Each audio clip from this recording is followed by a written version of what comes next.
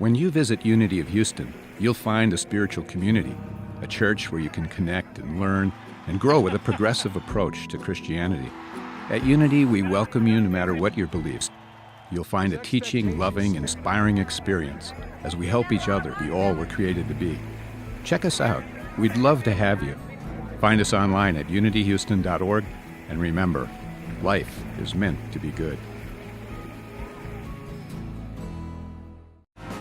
From Unity of Houston, Texas, this is The Awakened Life with Reverend Howard Caesar. Unity is a non-denominational spiritual community providing a positive, practical, and progressive approach to Christianity. Let's join the service in progress now with Reverend Howard Caesar. There was a fellow who was praying to God, and his prayer went sort of like this. So far today, God, I've done all right. I haven't gossiped, I haven't lost my temper, I haven't been grumpy, I haven't been nasty or selfish. I'm really glad and grateful. But in a few minutes, God, I'm going to get out of bed. And from then on, I really need your help. So, point is, we all need help at various times in our lives, don't we? I've received lots of help in my life. I'm so grateful for it. We all go through various experiences and things. We face challenges and face obstacles and problems and goals and things to conquer, what have you. And we've all been helped, really, in various ways along the journey of our life at various times. We need each other. And we ourselves have hopefully had many instances where we've helped another. And so we teach that we're really all one. It is about unity. It is about oneness. Humanity is a family, and it's really understanding that. We harp on that a lot, that we're really all brothers and sisters. We're all children of the one same God. No matter what your doctrine, your dogma, or set of beliefs, there's one creator. And the truth is, nothing separates us except ideas and beliefs and ideologies. Truth is, below it all, there is love and oneness. And so not everyone understands that, obviously, and not everyone lives from that. Many do, and many are seeking to, but it's something that we're all called to. That's a part of our journey in life, is to be called to this. Basically, in all of my studies, through all of my years of ministry and prior to, and all of my research and readings and studies of masters and mystics and teachers, including Jesus Christ, of course, all the different universal paths and teachings of all the deep teachers that have ever graced this planet, they all seem to say essentially the same thing in terms of there being essentially two things that are most important that you learn in your journey on earth. Two things, they all say. And that is that you learn to love and you learn to serve. Those two things, over and over again. And if they have to narrow it down to what is most important, it is always to love and to serve. And so we know that that was certainly Jesus' message as well. And when asked what was the greatest commandment, he said to love the Lord your God with all your heart, mind, and soul. And to love your neighbor as yourself was second, of course. And who is our neighbor but everyone, humanity. And how do we show love and put love in motion? Through service. Through service. And so one of the ways that we're able to demonstrate then our love for God, that being the first and foremost commandment, one of the ways that we show our love for God is in finding some way to be in service to God, where we feel like we're actually helping God and contributing to God. And another thing that we need to look at, if the second part of that is to love your neighbor, then we are to be looking for some ways in which we feel that we are really helping and being of service to our neighbors, our humanity, those who we encounter, wherever we encounter them. So Jesus was very clear that when we are in loving service or helping another, we are basically helping the whole of humanity. You're not just helping that one person, it's somehow bigger than that. And that we're helping God, we're helping Jesus Christ, we're helping ourselves, we're helping the whole, because we're all brethren. And Jesus spoke of himself as my brethren, meaning that he is our brother, all right? We're of his family. And there's a passage that is found in Matthew 25 where he makes the point that being of service and helping others actually distinguishes a person or kind of sets them apart from individuals whose lives are tied up with the focus only being on themselves. And some of us start out there, we do, where it's all about, what can we do for ourselves? And then we graduate and mature spiritually in other ways to seeing that life is bigger than that. But along these lines, Jesus gives an analogy in Matthew 25, and he said it is sort of like separating the sheep from the goats.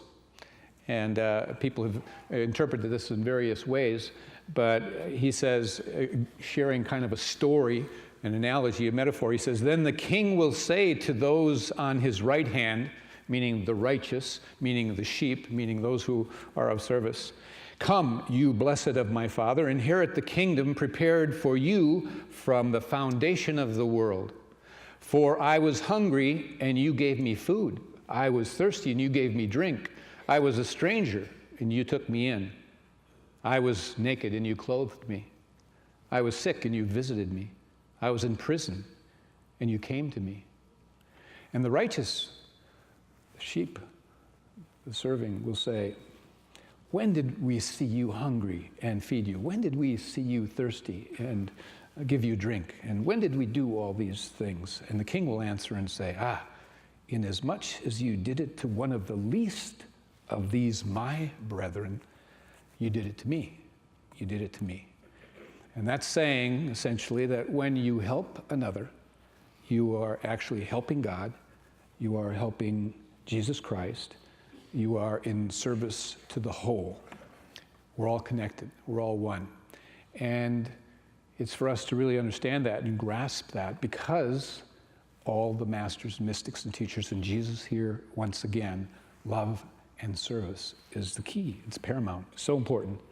There are many things that Jesus actually said along these lines of love and service and being in sacred service. And really, what is it that makes service sacred? It's basically that there is love inside of it. There's love inside of what it is that you're doing. The ego is kind of laid aside. And it's sacred because you are coming from the place where you actually hold all of life as being sacred. You hold humanity as sacred, all creation as sacred. And certainly even from the least of these to the greatest. Not just the greatest, but there's no measurement, there's no comparing, there's no judging. You will hold all as sacred.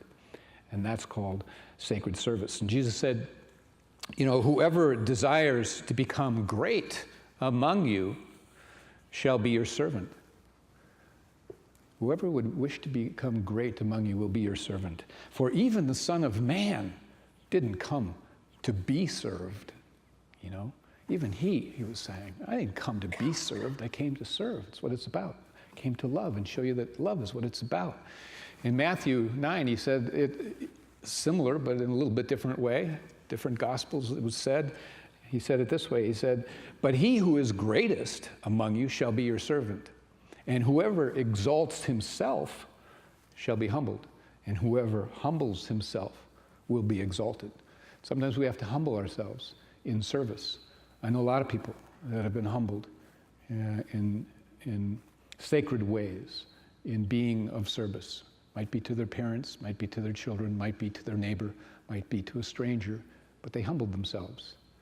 And the point is that we can't always put ourselves first, that there is some sacrifice actually in life called for us, some dismantling of the ego tendency to be always in self-importance.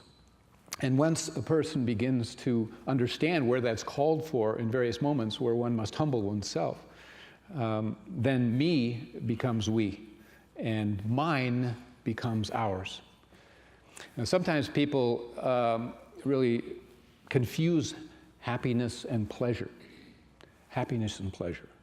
And there's nothing wrong with pleasure, to be in our lives, be it food or travel or relaxation, entertainment, leisure, other things that are of pleasure. Nothing wrong with that. But many have searched for happiness in pleasure. More and more pleasure, seeking it, and they come up void, empty, and unfulfilled. Because basically they haven't realized where happiness lies. And the simplistic distinction between the two is that pleasure is basically when you help or serve yourself. The focus is on helping and serving yourself, looking for pleasure. It's okay, but it needs to be balanced because with happiness, which is when you help and serve others. Happiness is found in helping others. It really is. Because we're all one. And when I help you, I help myself. And I get a jolt of something that is sometimes even hard to measure or comprehend. Happiness depends on how happy others can be because of us. How much we can contribute to another's happiness. Lighten their load, whatever. And so it's important. Happiness depends on how much we can help each other and bring happiness to each other. You know, there's a study that was done in which there were two groups of people, 30 people put in two separate rooms. And so there were 30 people in this room, 30 people in this room. And what they did was each one of them was given a balloon. And on the balloon had their name. Okay, and so it was their own unique balloon. And so what they did was then they jumbled the balloons all around the room. You didn't know where your name or your balloon was. And then they were told, okay, you're going to be put on the clock and see how quickly everyone can get their balloon with their name back in their hands, in their possession. And so the first group in this one room went, and they worked a long time. And they struggled, they stumbled over each other, they fumbled with it. Some of them got irritated, some got competitive, scrambling, looking, getting frantic and getting frustrated.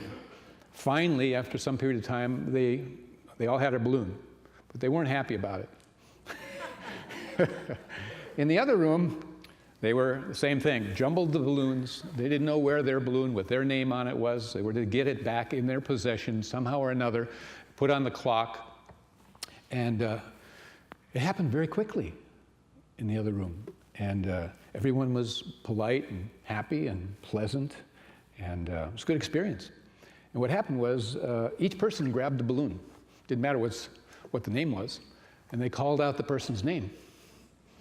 And so they heard their name, and so they would seek each other out. And it was an up energy because everyone felt like they helped somebody get their balloon.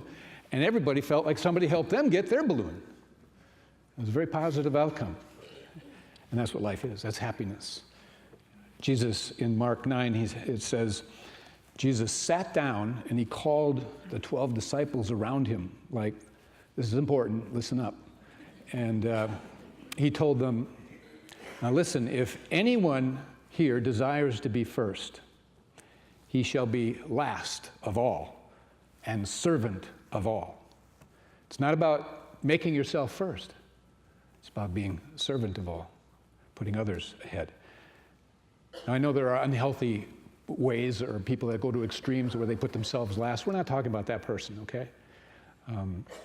Let me give you an example of the idea of serving the smallest and the least, among those that we may encounter, giving help.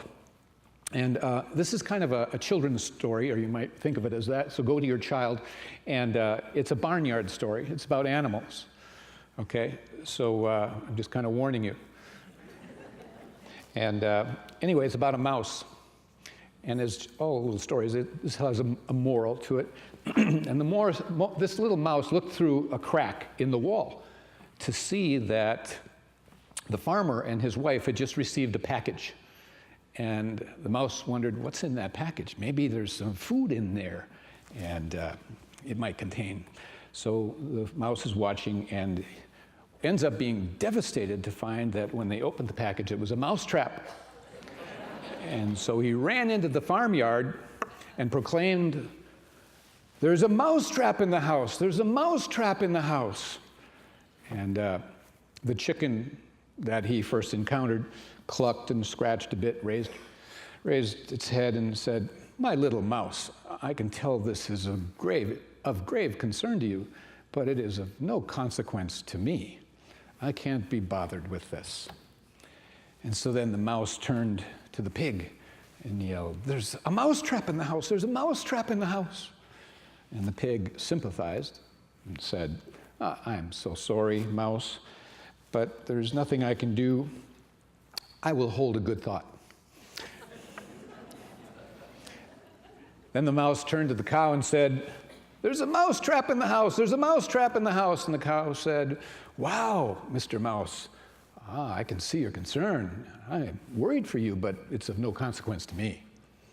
So then the mouse returned to the house, head down, dejected, having to face the farmer's mousetrap problem alone. The very next night, there was a sound that was heard throughout that house, the farmhouse, like the sound of a mousetrap catching its prey. The farmer's wife rushed to see what was caught. It was in the dark. She didn't see that it was a venomous snake whose tail had got caught in the trap. The snake bit the farmer's wife. The farmer rushed his wife to the hospital. She returned home with a fever.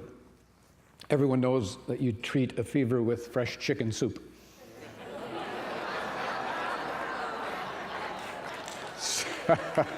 You're ahead of me.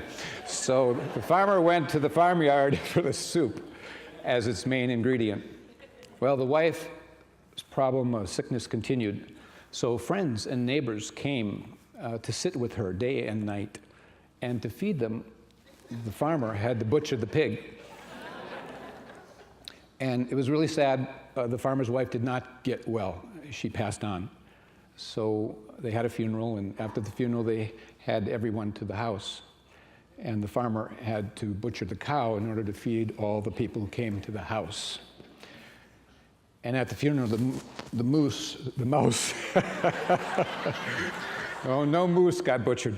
The mouse looked out upon it all from the crack in the wall and just looked with sadness.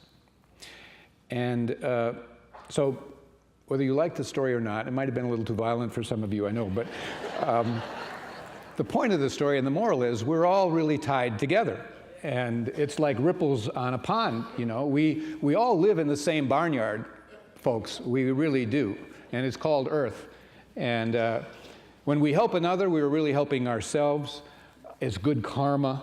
There is the law, as you sow, so shall you reap, and that applies also to being of sacred service and helping each other. Jesus said, "Give and it will be given unto you." It's basically what I call the boomerang principle. Whatever you dish out comes back to you. Let me tell you one more story. This is not a barnyard story.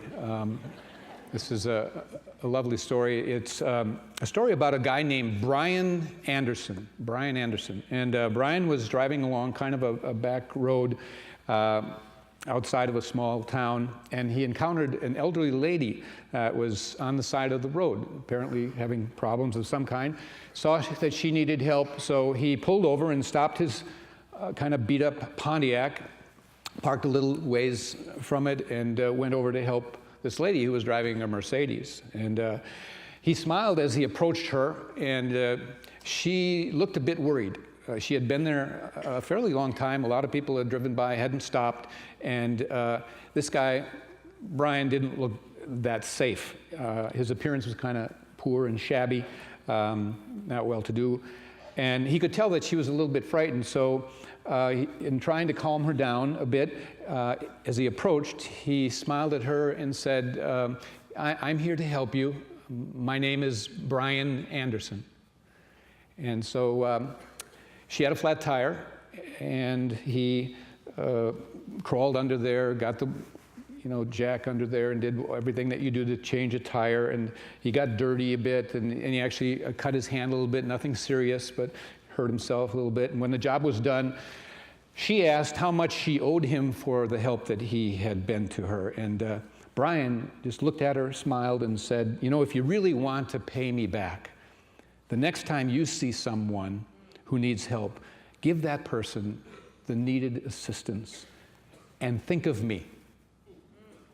And so the lady continued on, and it was toward the end of the day, so headed into this little town and stopped at a small cafe there. And place looked a little bit dingy, but she went in, she sat down, and there was a waitress that approached her. And the waitress, as she approached her, wiped her brow from the sweat with a towel that she had. And the lady was 8 months pregnant, and she came up and had this sweetest, kindest, genuine smile and friendliness and warmth for this elderly lady. And the lady wondered, how someone who had so little, it seemed, was working so hard, was probably on her feet all day long, 8 months pregnant, how she was able to muster up that kind of genuine warmth and friendliness. And then she remembered Brian Anderson. And so she ate her meal, and after finishing the meal, she put $100 down on the counter, and the waitress went and took the $100 to get change. When the waitress came back, the elderly lady was gone. But there was a note that she had left on the napkin. And on the napkin, she had written, "You don't owe me anything. Somebody once helped me, just like now I'm helping you. And if you really want to pay me back, don't let this chain of love end with you." And under the napkin, there was another $400 bills. And that night, it wasn't long till she got off of work and she went home. She was thinking about this lady and the money that she had left, and wondering how this lady could have known how much she and her husband needed that they were struggling a bit. Her husband wasn't doing all that great in his work, and she said, especially now with a baby on the way so near. And so she knew that her husband had been worried about finances and what they were going to do, and she was glad to let him know the good news. So she walked into their place and leaned down and kissed him and whispered reassuringly, "Honey, now everything will be all right. I love you, Brian Anderson." Yeah.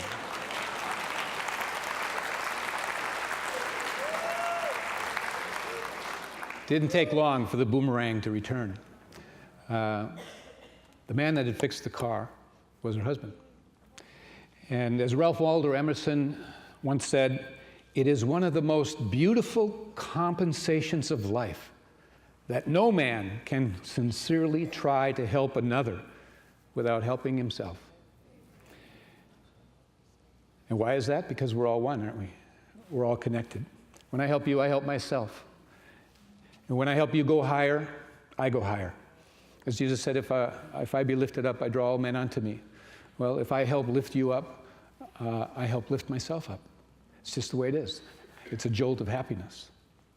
Sometime back, I came across some writings by an author named James Blanchard Cisneros, and he had written a book, and the book is called "You Have Chosen to Remember / A Journey from Perception to Knowledge, Peace of Mind and Joy." But I love that. You have chosen to remember, and all of us have chosen to remember who we are in various moments so that we can be that. We often forget who we are and aren't that, but that's part of our journey, is remembering. And so you have chosen to remember, a journey from perception to knowledge, peace of mind and joy. And this man had a deep mystical experience, and he wrote about it, and it had to do with the difference that we can make in small moments. And in this mystical experience, he was led through an individual interaction, or an interaction with an individual, where he offered some love and peace to someone. And that was part of the dynamic. And he said that his offering of love and peace felt like it lasted just a moment in time, and yet it seemed to flow forever out into eternity. Okay, so you get the gist of this? And here's what he wrote about that dynamic. He said, "I was shown how, in this deep mystical experience, I was shown how one individual interaction touched not only the person with whom I interacted, but flowed to those with whom they interacted, and they interacted with, and so on. I wondered how many people my one interaction affected, and in that one moment I was brought into a stadium full of people, and I was in awe at the number of people that single interaction touched, and I had to hold back my tears. And then an angel smiled at me and said, 'No, not yet. and lifted me above the stadium. And there I saw what seemed to be 1,000 more stadiums, filled with those my one interaction had in one way or another touched. And I could no longer hold back my tears. And before this vision or experience, I believed that the only way I could make a difference in the world was by leading or serving a great number of people. But it was there that I learned about the magnificence of the moment, the importance of even the shortest conversation, the beauty of a kind glance, the value of a caring smile, the substance of a gentle touch, the magnitude of an honest compliment, the magnificence of a warm hug. Quite an experience that man had that gives way to the idea that takes us beyond the limited human perspective of really how far our loving actions and being of service go. It ripples on out into the universe. It has an impact of which we know not or don't even realize. The Apostle Paul in 1 Peter said, "As each has received a gift, use it to serve one another as good stewards of God's varied grace." And in Galatians, Apostle Paul said, "And let us not grow weary while doing good. For in due season we shall reap if we do not lose heart. Therefore, as we have opportunity, let us do good to all, especially to those who are of the household of faith." Today, we are honoring those in the household of faith in this ministry. But we honor all people, wherever it is you may serve, in a sacred way. And really, again, to serve and be in of sacred services with the realization that it is an expression of love. And it's an expression of the love you have for life, the love you have for God as creator, the love you have for all of creation that surrounds you, brothers and sisters, least to the greatest. It's called sacred service. Let us be about it. You are all sacred. God bless you all.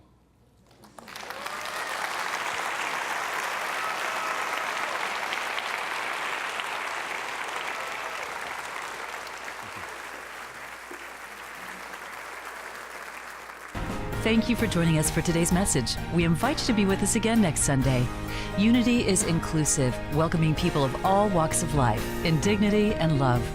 We believe that love, strength, and goodness dwells within you. May we all live in unity with God, humanity, and all of God's creation. And remember, as Reverend Caesar says, life is meant to be good.